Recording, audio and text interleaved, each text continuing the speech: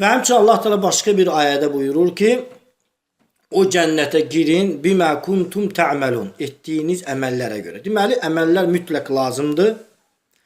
Cənnət ümumən qiymətlidir. Necə ki, Peyğəmbər sallallahu aleyhi və səlləmin səhih hədisi var ki, mən xafə ədləc, kim qorxarsa, nədən qorxarsa? Cənnətə düşməməkdən qorxarsa və həmçinin cəhənnəmə düşməkdən qorxarsa, ədləc bu yolu davamlı şəkildə çatdırar. Elə istiqamənin də elə mənalarından birisidir. Bu yolu çatdırar. Yəni bu yolun üzərində gedər.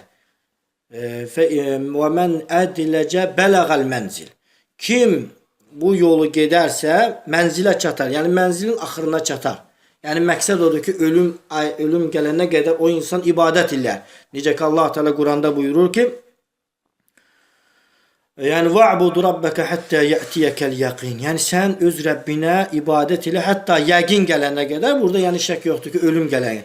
Yəni şərt deyil. Şeyx Albani rahimehullahın məşhur sözü var ki, deyir ki, yəni əsas o deyil ki, problem o deyil ki, sən deyir ki, yolun axırına çatasan, mənzilin axırına çatasan. O baxımından ki, bu hidayət yolları çoxdur.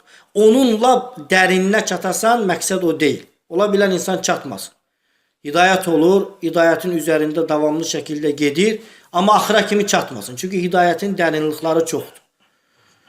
Amma əsas odur ki, o yolda ölsün.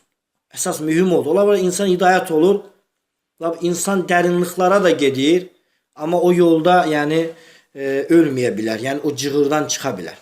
Ona görə Peyğəmbər sallallahu aleyhi və səlləm buyurur ki, kim ədləc eləyərsə, yəni yolu gedərsə, mənzilə çatar, ələ sil'ətəllahil Qaliyə, bilin və agah olun ki, Allah Teala'nın varı, deyək ki, malı bahalıdır.